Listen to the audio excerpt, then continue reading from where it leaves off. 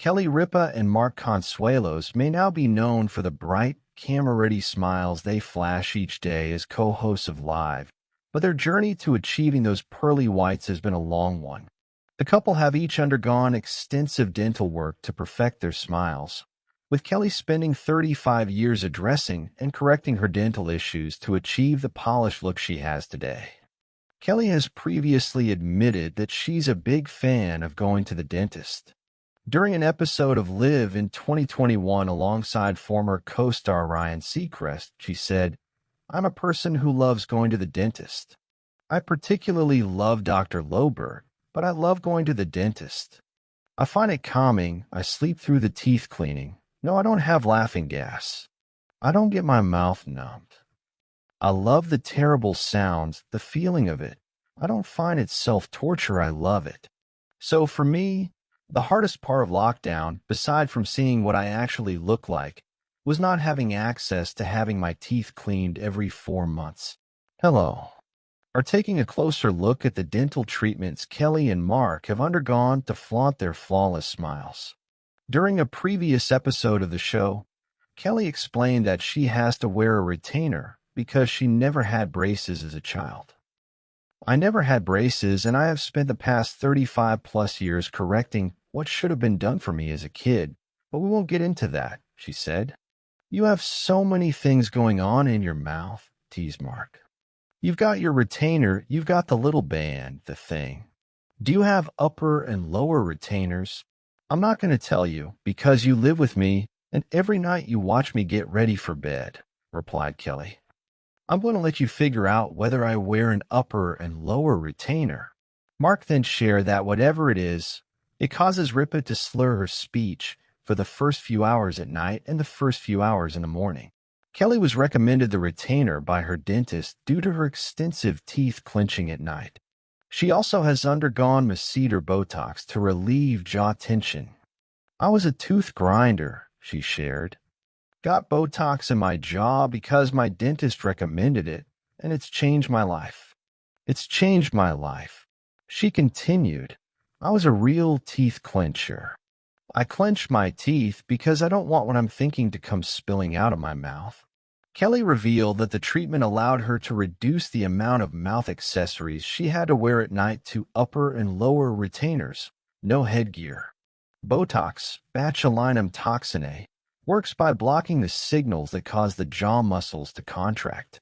While the masseter muscle is essential for chewing, it can sometimes become overdeveloped, leading to jaw clenching. This can result in a bulky appearance of the lower part of the face and symptoms such as headaches and jaw pain, commonly known as temporomandibular disorder. Aesthetic doctor Dr. Asha Chia previously told us. Muscle-relaxing injections are effective in slimming the face, but only if the masseter muscle is overdeveloped. If you clench your teeth and notice these muscles become more visible, muscle-relaxing injections treatment could help, shared Dr. Asha. Typically, masseter Botox can last from 4 to 6 months, aesthetic doctor Dr. Wasim Taktuk previously explained to us. This depends on the individual. Some can feel the benefits for a little longer. Earlier this month, Mark revealed that he's had a missing tooth for almost 5 decades. The host lost his tooth after he smashed his face into an obstacle course in the 4th grade, an incident he described as very traumatic. "There was a certain time that I had to have an implant because it was just done. I had enough trauma," he shared, adding that he had to put a cap on it for several years. However, it appears Mark isn't embarrassed by his missing tooth. "I went toothless to this restaurant. I didn't care. I looked funny," he said. He loves popping the tooth out to shock people. He becomes a different person entirely. "It's wild," added Kelly. They flash those camera-ready smiles so effortlessly now that it's easy to forget there was ever a backstory. The awkward gaps, the nighttime devices, the secret little rituals in a bathroom light. But behind the polished, daylight-perfect grins of Kelly Ripa and Mark Consuelos is a quieter, decades-long story of repairs, regimes, and, yes, a surprising fondness for the hum, scrape, and sparkle of the dentist's office. It's become part of the couple's public rhythm, the banter, the laughter, the quick asides on camera. The smiles are part performance, part armor, a visible shorthand for the energy they bring to their morning show. That familiarity masks the reality that both have invested heavily, physically, financially, and emotionally, in sculpting the faces they present to the world. As Hello Magazine recently observed, their dental journeys are worth a closer look. Pull back the curtain and you'll find, in equal measure, perseverance, occasional embarrassment, and ultimately candor. Kelly's story is the longer one. She has spoken about it with a kind of amused self-awareness that makes the whole thing feel less clinical and more like a character trait. I never had braces, and I have spent the past 35 plus years correcting what should have been done for me as a kid. But we won't get into that, she confessed on air, recalling the slow choreography of dental work that has, over decades, shaped her smile into something she's happy to wear under studio lights. 35 years is not a stint with a single procedure. It's a lifetime of small adjustments, periodic fixes, and the steady work of maintenance. If you listen to how she talks about it, Kelly treats dental care almost like a small luxury. When she spoke alongside Ryan Seacrest about her dentist, she sounded downright affectionate. I am a person who loves going to the dentist. I particularly love Dr. Loberg, but I love going to the dentist. I find it calming. I sleep through the teeth cleaning. No, I don't have laughing gas. I don't get my mouth numbed. I love the terrible sounds, the feeling of it. I don't find it self-torture. I love it, she said, a line that makes you laugh and then think about what exactly makes some people oddly comforted by the experience others dread. Her commitment runs deeper than cosmetic tweaks. For Kelly, the dental story involves functional fixes that change her day-to-day life. She was a chronic tooth clencher, a status she has admitted publicly, and that led to significant consequences.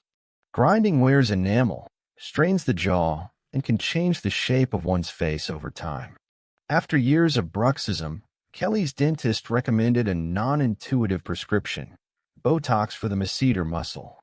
In her blunt, candid way, she said, I was a tooth grinder. Got Botox in my jaw because my dentist recommended it, and it's changed my life.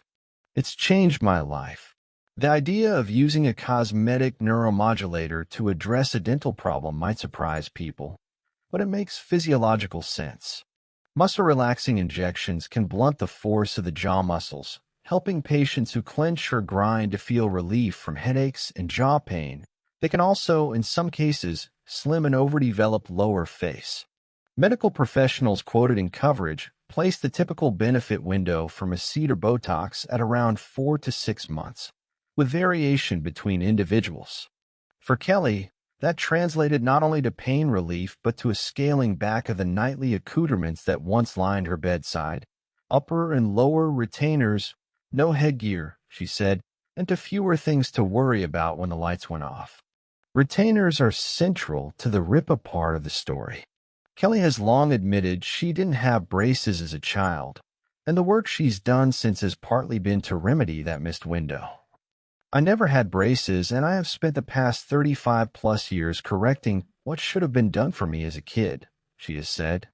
That slow and steady approach shows up in the little rituals of her life.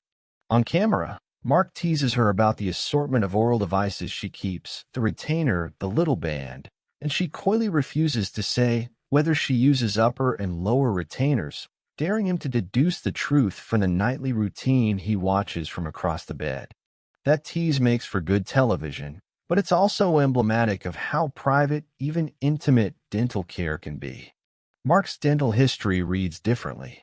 It's the stuff of a single, defining childhood accident that left an imprint for decades. In interviews, he said he lost a tooth in 4th grade after a fall on an obstacle course, an incident he described as very traumatic. Unlike a slow, corrective arc, Mark's smile bears the reminder of a moment, a missing tooth that remained part of his life for almost 50 years. He's had caps and implants at different times, and he's joked about parading without the replacement. I went toothless to this restaurant. I didn't care. I looked funny. That sense of humor is part of how he's processed it, and according to Kelly, a party trick, he loves popping the tooth out to shock people. The juxtaposition of their dental paths, one a decades-long correction, the other a punctuated childhood mishap, is what makes the couple's narrative relatable. There's no